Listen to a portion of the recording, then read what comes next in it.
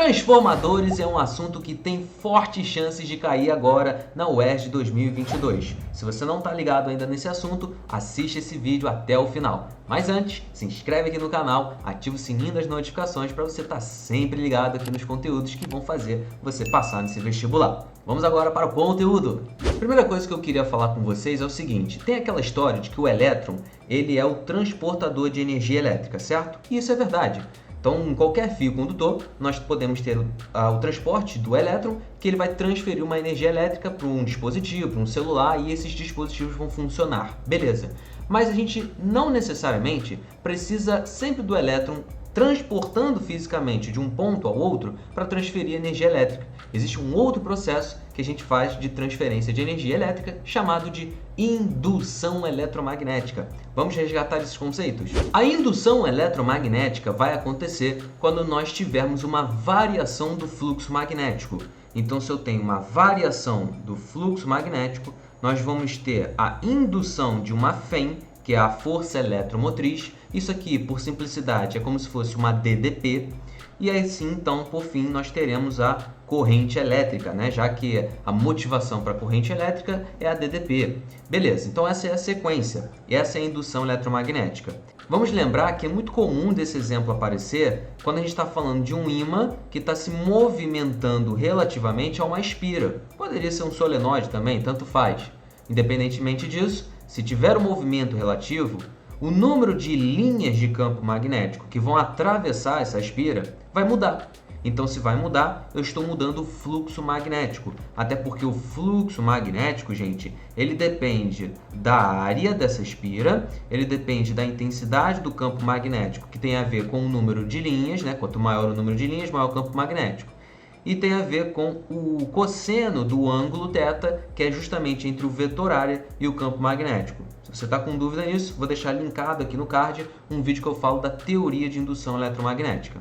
Essa aqui é a lei de Faraday e Neumann e Lenz. A lei de Faraday sempre dizendo para gente que se eu tiver uma variação do fluxo magnético, eu vou ter a indução de uma força eletromotriz na espira. E aí, por consequência, vai ter a corrente elétrica. Nos transformadores, nós temos o seguinte: ele é constituído por dois enrolamentos, um enrolamento primário aqui na esquerda e um enrolamento secundário aqui à direita na minha figura. O enrolamento primário ele está sendo alimentado por uma tensão elétrica que é alternada. Esse símbolo que parece um tio, ele é de alternado. Então, essa tensão elétrica aqui sendo alternada, ela vai gerar uma corrente elétrica que também é alternada. Essa corrente elétrica passando aqui pelo circuito primário vai gerar um campo magnético. Só que como a corrente elétrica ela é alternada, esse campo magnético também vai ser alternado. E aí esse núcleo de ferro doce aqui cinza, ele permite que as linhas de indução do campo magnético se estendam até o circuito secundário, mas ora num sentido e ora no outro sentido. Então aqui, ó, vou fazer os dois sentidos para vocês terem aí, tá bom? Porque ele é alternado, o campo magnético é alternado. Esse circuito secundário aqui, portanto, ele também vai ter uma corrente elétrica que a gente vai chamá-la de corrente elétrica secundária, porque o campo magnético variando vai fazer com que tenha a variação do fluxo magnético. Essa variação do fluxo magnético induz uma FEM aqui no secundário e aí teremos então, por fim, a corrente elétrica ali no secundário. Será alimentada também por uma tensão que alternada. É tudo alternado, galera, é tudo alternado. Então, falou de transformador, é tudo alternado. Transformador não funciona por corrente contínua, também não funciona por tensão contínua. Agora nós temos duas relações para aprender. A primeira é o seguinte: a tensão elétrica ela é diretamente proporcional ao número de espiras, ao número de enrolamentos. Aqui no meu desenho está muito simples. Mas na vida real, esses enrolamentos aqui são da casa de centenas, são da casa de milhares de espirazinhas aqui enroladas, tá? Bom, mas voltando aqui, então como ele é diretamente proporcional, U1 dividido por U2 vai ser igual a N1 dividido por N2. Notem que é diretamente proporcional, beleza? Outra equaçãozinha que a gente precisa aprender tem a ver com esse termo aqui, ó, ideal. Gente, a transferência de energia ao longo do tempo, ela é igualzinha lá para o circuito primário e para o circuito secundário. O transformador ideal, ele não perde energia, não dissipa energia. Na verdade, ele conserva. Então, se a energia de 1 é igual à energia de 2, nós podemos dizer que a potência no primário é igual à potência no secundário. Potência é dado pelo produto I1 vezes 1, né? É a corrente vezes a tensão. E aqui no caso vai ser igual a corrente I2 vezes a tensão I2. Podemos reescrever essa equação da seguinte maneira, ó. U1 dividido por U2, isso vai ser igual a corrente I2 dividido pela corrente I1.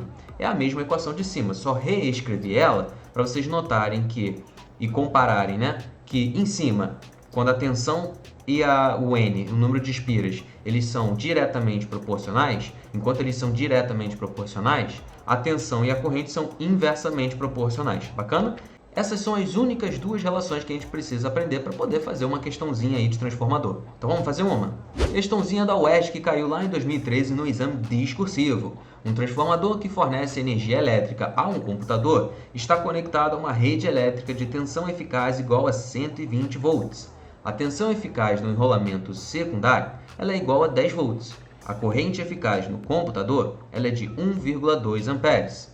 Estime o valor eficaz da corrente no enrolamento primário. O esqueminha ficaria mais ou menos assim.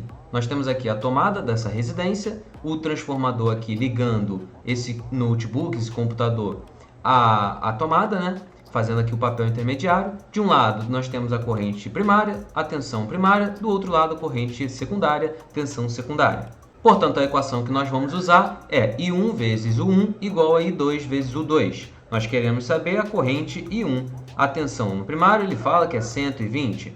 A corrente no secundário ele fala que é 1,2. E a tensão no secundário ele fala que é 10. Calculando a corrente no primário, ela será igual a 12, porque 1,2 vezes 10 é 12, dividido por 120, isso vai dar 0,1 amperes. E aí matamos a questão. O UESD 2005 também do exame discursivo. O supermercado dispõe de um transformador de energia elétrica que opera com tensão de 8.800 volts no enrolamento primário e tensões de 120 volts e 220 volts, respectivamente, nos enrolamentos secundários 1 e 2. Agora, no enrolamento secundário, nós temos, na verdade, dois enrolamentos, né? Lá no secundário.